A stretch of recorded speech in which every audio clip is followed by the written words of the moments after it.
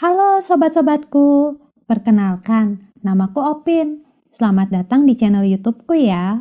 Bagi kalian yang belum subscribe, jangan lupa di-subscribe dulu dan klik tanda lonceng supaya kalian gak ketinggalan ilmu-ilmu baru yang ada di channel ini.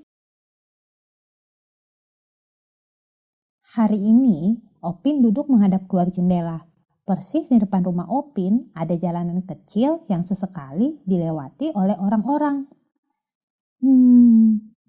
Ada yang berbeda dengan orang-orang itu. Apa ya? Oh iya, masker. Setiap orang yang lewat di depan rumah Opin pasti memakai masker yang menutupi hidung dan mulut mereka.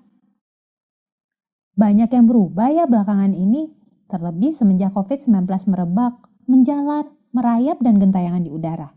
Orang-orang semakin khawatir jika harus meninggalkan rumah. Pemerintah pun sudah mengeluarkan peraturan-peraturan baik untuk pencegahan maupun penanganan.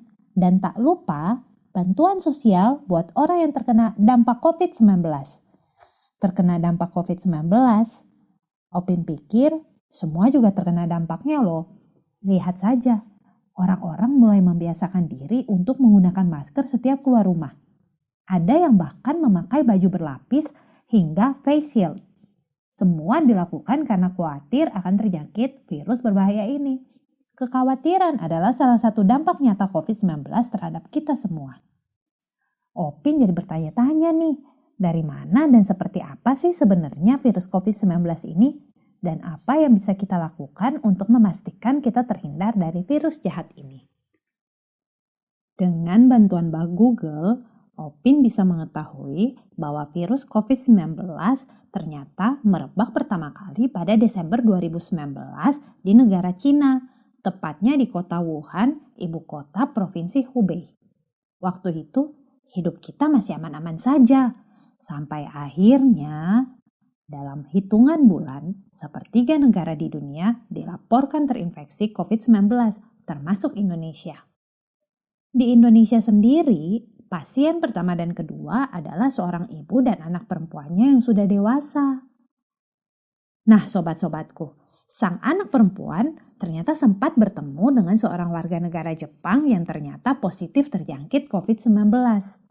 Setelahnya nih, mulailah bermunculan pasien-pasien baru hingga pemerintah baik pusat maupun daerah memutuskan untuk mengambil langkah-langkah penanganan yang cukup serius. Nah, virus COVID-19 ternyata sangat mudah menular dari satu orang ke orang yang lain. COVID-19 sendiri merupakan varian dari virus corona. Corona pada awalnya ditemukan pada binatang. Dan dalam beberapa kasus khusus, jenis virus ini disebut dengan zoonotik. Artinya dapat berpindah dari binatang ke manusia. Ternyata sebelum COVID-19 merebak, ada varian dari virus corona yang sudah kita kenal terlebih dahulu loh sobat-sobatku, yakni MERS dan SARS. MERS ditemukan di Timur Tengah pada tahun 2012, sementara SARS ditemukan di wilayah yang sama seperti COVID-19, yakni Cina pada tahun 2002. Baik MERS, SARS maupun COVID-19 merupakan virus yang dapat menyebabkan gangguan pernapasan dengan beberapa gejala umum yang hampir sama, seperti batuk, demam, napas cepat, serta sesak napas. Kira-kira apa ya yang membedakan antara COVID-19 dengan virus pendahulunya seperti SARS dan MERS? Salah satu perbedaan yang sangat mencolok adalah kecepatan penularan di antara ketiganya. SARS dan COVID-19 lebih mudah menyebar dari manusia ke manusia jika dibandingkan dengan MERS. Namun, penularan COVID-19 lebih cepat terjadi dibandingkan dengan SARS. Hal tersebut menjadi alasan mengapa hanya dalam waktu relatif sangat singkat, COVID-19 sudah menyebar hampir ke seluruh belahan bumi. Meskipun memiliki tingkat kematian yang tidak lebih tinggi dibandingkan MERS dan SARS, COVID-19 bisa menjadi sangat berbahaya sobat-sobatku. Berikut ini 5 hal yang membuat virus COVID-19 menjadi sangat berbahaya. Pertama, seperti yang sudah disebutkan sebelumnya, virus COVID-19 memiliki kemampuan berpindah yang cepat dari satu manusia ke manusia lainnya. Kedua, masa inkubasi atau rentang waktu terjangkit hingga menunjukkan gejala bisa mencapai 14 hari. Wah, waktu yang lama ya. Hal tersebut memungkinkan seseorang yang sudah terjangkit untuk menularkan virus tersebut ke orang di sekitarnya tanpa ia sadari. Ketiga, di kasus-kasus khusus, beberapa orang yang positif terjangkit COVID-19 justru tidak menampakkan gejala apapun. Sama halnya dengan poin kedua, orang bersangkutan tentu berpotensi menyebarkan virus COVID-19 tanpa disadarinya. Keempat, dengar-dengar nih, hingga saat ini vaksin serta pengobatan COVID-19 masih belum ditemukan.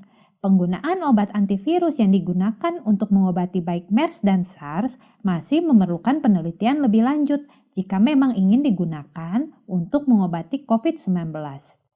Kelima, COVID-19 seperti halnya MERS dan SARS dapat menyebabkan radang paru-paru atau yang kita kenal dengan pneumonia. Pada pneumonia, kantung udara bisa berisi cairan ataupun nanah. Kondisi ini akan membuat penderita kesulitan untuk bernapas normal dan bisa berakibat pada kematian. Siapa yang rentan terhadap virus ini? COVID-19 merupakan virus yang dapat menyerang setiap orang tanpa terkecuali loh. Namun beberapa penelitian menunjukkan bahwa COVID-19 sangat berbahaya terutama bagi lansia dan orang yang memiliki kelainan jantung, paru-paru, serta gangguan imun. Imunitas seseorang akan semakin menurun seiring dengan bertambahnya usia. Hal tersebutlah yang membuat para lansia tidak memiliki ketahanan tubuh yang cukup kuat untuk melawan COVID-19. Italia merupakan contoh nyata bahaya COVID-19 terhadap lansia. Sebagaimana kita ketahui, Italia memiliki jumlah penduduk lanjut usia yang sangat banyak. Pada waktu wabah COVID-19 muncul di Italia, tercatat lebih dari 9.000 kasus kematian karena virus ini. Dan banyak di antara korban meninggal berada dalam rentangan usia 80 sampai 90 tahun. Berkaca dari kasus kematian di Italia serta berbagai penelitian, maka kita perlu mengantisipasi penularan COVID-19 terutama pada lansia dan orang-orang dengan beberapa gangguan kesehatan tertentu. Lantas, apa yang bisa kita lakukan untuk mengantisipasi penyebaran COVID-19 ini? Mengingat saat ini belum ada vaksin untuk mengantisipasi COVID-19, maka yang dapat kita lakukan adalah dengan melaksanakan aktivitas proteksi diri. Nah, aktivitas proteksi diri nih macam-macam sobatku. Antara lain, menghindari aktivitas di luar rumah yang terlalu sering, khususnya aktivitas sosial. Yang kedua yang dapat kita lakukan adalah menjaga serta meningkatkan daya tahan tubuh dengan istirahat dan makan makanan bergizi. Ketiga, rajinlah mencuci tangan dengan benar. Keempat, menggunakan masker saat berada di luar rumah dan menjaga jarak sekurangnya 1 meter dengan orang lain saat sedang berkomunikasi. Dan yang terakhir, menggunakan produk antiseptik secara tepat. Demikian sobat-sobatku yang bisa Opin bagikan terkait COVID-19. Semoga dengan menonton video ini ada hal-hal baik ya yang bisa kalian dapatkan. Sampai jumpa di video selanjutnya.